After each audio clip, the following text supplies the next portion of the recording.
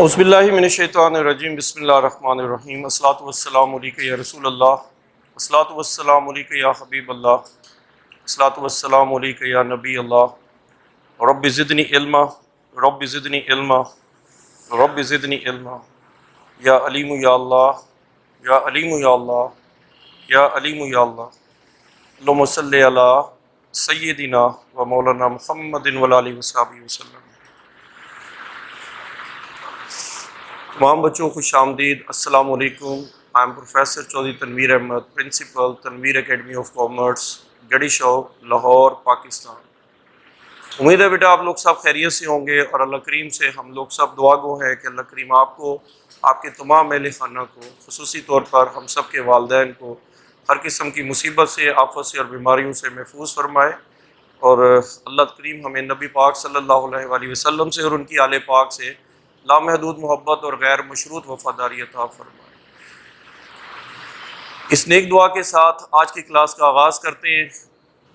बेटा liabilities of auditor का आज चौथा केस है, सेकंड लास्ट केस है। 5 लायबिलिटीज़ बेटा आपको गिनवाई थी: negligence liability, misfeasance liability, liability, liable liability, और आज हम करने लगे हैं थर्ड पार्टीज लायबिलिटी और इंशाल्लाह आपको फाइनल लायबिलिटी, क्रिमिनल लायबिलिटी। ये 5 लायबिलिटीज़ के केसेस में से हर साल 2 लायबिलिटीज़ कन्फर्म बीकॉम के पेपर्स में आती हैं।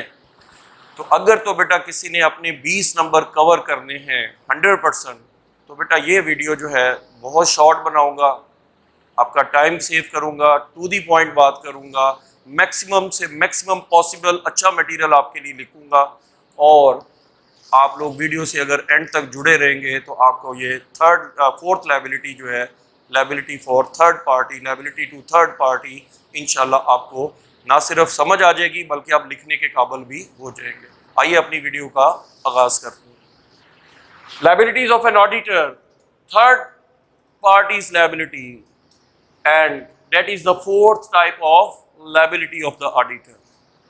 अब सबसे पहला बेटा आपके ज़हन में जो सवाल आएगा ना, वो यही है कि हु इज थर्ड पार्टी। कारोबार में 2 फरीक हैं, एक इनसाइडर और एक आउटसाइडर। इनसाइडर में भी 2 हैं, एक बिजनेस बजाते खुद और एक बिजनेस के owners. First party business, second party owner. Other than business and other than owners, all parties are called third parties. अब देखिए कितनी आसान डेफिनेशन होगी। अब उसमें डेटर हो सकते हैं, क्रेडिटर हो सकते हैं, लेकिन आउटसाइड द बिजनेस जितनी भी पार्टियां हैं, other than business, other than shareholders, all parties are the third parties. उम्मीद है जी थर्ड पार्टी का मसला हल हो गया। बात को आज रिपीट नहीं करूंगा, पिछली वीडियो में मैंने काफी दफा रिपीट किया है। Third party means those persons who have no direct dealing with the business, but rely upon the statement signed by the auditor. Third parties are those parties who have not the direct link with the business, but they have relied upon the statement duly signed by the auditor. Such a party is called third party. Other than business, other than shareholders, all parties are the third parties। तो meaning आपको third party के clear हो गए हैं। Second number पे हम एक छोटा सा इसको एक्सप्लेन कर देते हैं, इंट्रोडक्टरी पॉइंट ऑफ व्यू से एक्सप्लेनेशन दे देते हैं। तो देखिए क्या है, as a matter of fact an auditor has a liability to third party is still conflicting. अब ये देखिए, इसमें हम लोग एक बड़ी इंपॉर्टेंट बात आपको बताते हैं। Who is the appointing authority? Owners, shareholders. Shareholders are the appointing authority of an auditor. So, an auditor will be held liable to the shareholders, that is appointing authority. As the auditor is not appointed by the third parties, so auditor owes no liability to third parties. तो बात clear हो गई है कि auditor को honours ने, share holders ने appoint किया है, तो शेयर होल्डर्स के लिए ऑडिटर जो है वो लायबल होगा, लेकिन ऑडिटर को चूंकि थर्ड पार्टी ने अपॉइंट ही नहीं किया, इसलिए थर्ड पार्टी के लिए वो बिल्कुल भी लायबल नहीं होगा। आइए यही बात देखिए यहाँ पर लिखी हुई है। So an auditor owes no liability to third party. उम्मीद है बात क्लियर होगी। However, if the auditor may be liable to the third party because the parties other than client, that is the shareholders, also see that the audited accounts are relied upon them without any further inquiry. अब देखिए एक auditor ने sign की है और उसकी वो report जो है उसकी बेस के ऊपर कोई पार्टी बिजनेस से डील करती है, तो in that sense auditor may be held liable, लेकिन उसमें भी प्रूव करना पड़ेगा कि हम कैसे उसको लायबल करार देंगे, जिसके लिए आज केस लॉ रेफरेंस बड़े स्ट्रॉन्ग से दूंगा आपको। For example, bank is a third party. Bank is a third party क्यों? ये बिजनेस नहीं है। क्यों? ये शेयर होल्डर्स भी नहीं है। तो other than business, other than shareholders, all parties are the third parties. अब बैंक क्या कर रहा है? बिजनेस को कोई लोन दे रहा है, और किस बेस के ऊपर दे रहा है? ऑन दी ऑडिटेड स्टेटमेंट, जिसमें आप अपनी बैलेंस शीट के आइटम्स को रिप्रेजेंट कर रहे हैं और उसके नीचे ऑडिटर के सिग्नेचर भी मौजूद हैं। तो इन दैट केस वो क्या होगा? एडवांस किया गया पैसा क्लाइंट को यानी कंपनी को या शेयर होल्डर्स को after satisfying and studying their certified balance sheet. मैंने वही बात आपसे जो बात कही है वही यहाँ पर लिख भी दी है।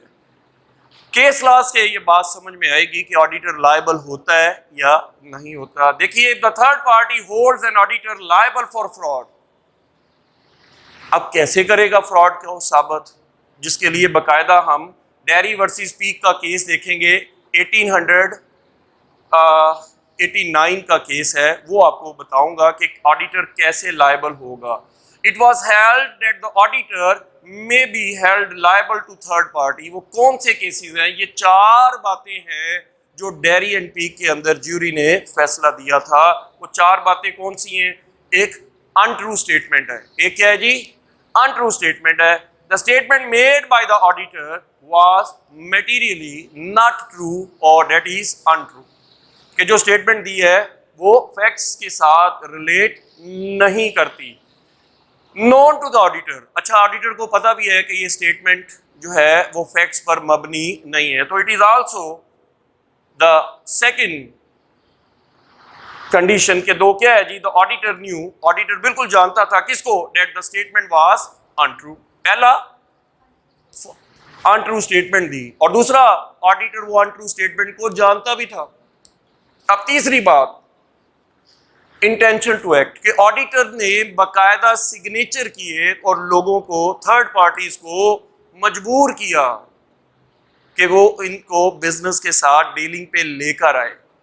तो intention to act, statement was made with an intention to persuade. Persuade होता है रागब करना, मरगूब करना किसी को, कन्विंस करना किसी को, to third parties to act, के वो बिजनेस के साथ डीलिंग करें। जैसे बैंक को कहा जाता है कि जी ठीक है, बैलेंस शीट ठीक है, लोन एडवांस कर दें, कोई मसला नहीं है।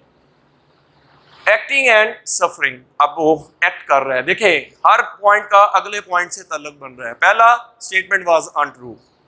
दूसरा, known to the outsider, sorry known to the auditor, auditor को पता भी था। पहला, स्टेटमेंट वाज अनट्रू। दूसरा, that was known to the auditor. और तीसरा, इंटेंशन टू एक्ट, उसने उसको कंपेल किया है, थर्ड पार्टीज को मजबूर कर दिया है या उनको कन्विंस किया है, परसुएड किया है कि जनाब वो एक्ट करें। और चौथा, कि उन्होंने एक्ट किया और सफर किया। The third parties did act on that statement and consequently suffered a loss. तो ऐसी सूरत में auditor will be held liable to third party as per the case decision Dairy and Peak।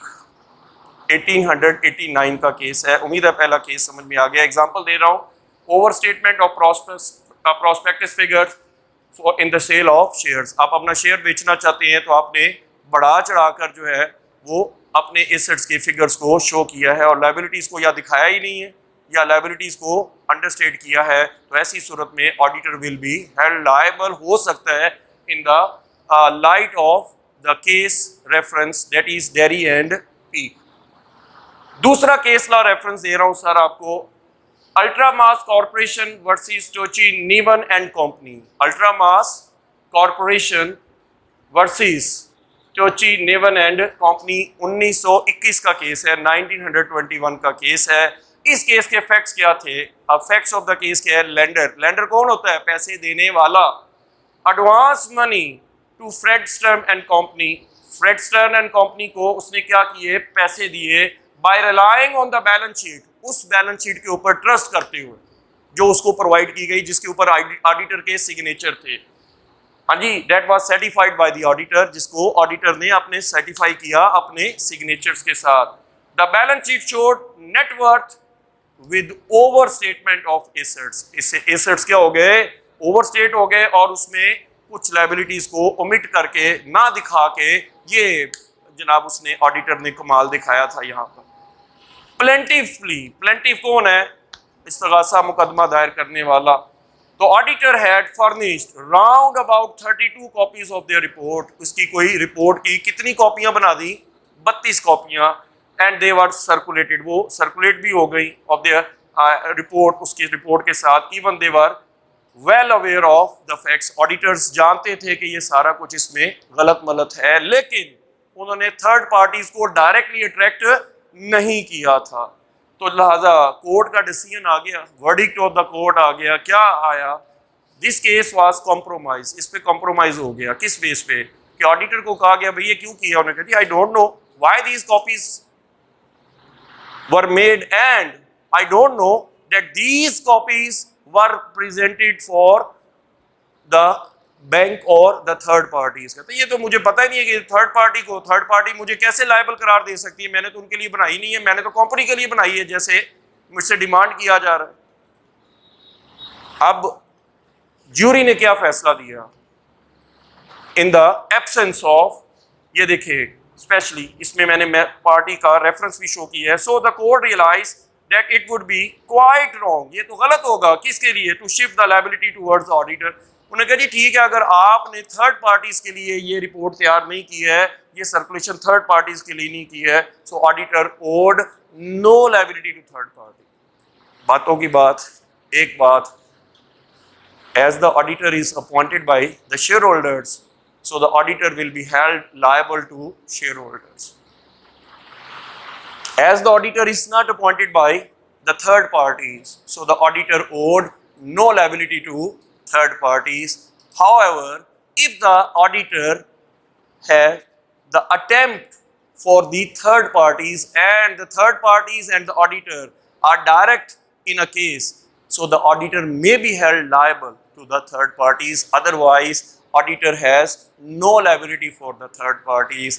उम्मीद है जी आज का एक छोटी सी लायबिलिटी थी, आपको समझ आ गई होगी। सबसे आसान लायबिलिटी है थर्ड पार्टीज लायबिलिटी। और वीडियो को एंड तक देखने का बहुत शुक्रिया, लाइक करने का बहुत शुक्रिया, थम्स अप देने का बेटा आपका बहुत शुक्रिया। हमेशा की तरह से गुजारिश करूँगा कि बेटा अपने दोस्तों तक ये हमारा मैसेज पहुंचाइए कि कोविड-19 की थर्ड फेज़ है। आज 28 मई 2021 को ये वीडियो आपके लिए अपलोड की जा रही है। उम्मीद है कि आप इनको अपने दोस्तों में भी शेयर करेंगे, और ताकि किसी का भला हो जाए और कोई घर बैठ के भी क्वालिटी एजुकेशन ले सके। और अल्लाह ताला आप लोगों को अच्छे नंबरों में कामयाबी अता फरमाए, हमें अपने माँ बाप और असातिज़ा का फरमा बरदार बनाए, और मुल्क पाकिस्तान को अल्लाह ताला तरक्की अता फरमाए, और हमें एक आला और नेक क़यादत अल्लाह अता फरमाए। और तनवीर एकेडमी के चैनल को अल्लाह करीम दिन दुगनी रात चुगनी तरक्की अता फरमाए, और हमेशा हमें नबी पाक सल्लल्लाहु अलैहि वसल्लम से अल्लाह करीम लामहदूद मोहब्बत और गैर मशरूत उनसे वफ़ादारी अता फरमाए। इस नेक दुआ के साथ आज की वीडियो का अख्तिताम करते हैं। नेक्स्ट क्वालिटी वीडियो तक के लिए अस्सलाम वालेकुम।